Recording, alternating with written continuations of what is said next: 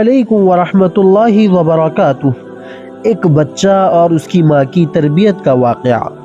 ایک ماں اپنے بچے کو روزانہ اسکول بھیجتی اور بچہ اسکول سے آنے کے بعد ماں اسے تربیت نصیحت کرتی ہے کہ بیٹا روزانہ اسکول سے آنے کے بعد ڈریس چینج کرنا، وضو کرنا اور 2 رکعت نماز پڑھنا اور اللہ سے دعا مانگنا، اللہ میرے لیے کھانے کا انتظام کر دے۔ بچہ والدہ کی نصیحت کے مطابق روزانہ اسکول سے آتا، وضو کرتا، ڈریس چینج کرتا، نماز پڑھنے لگ جاتا۔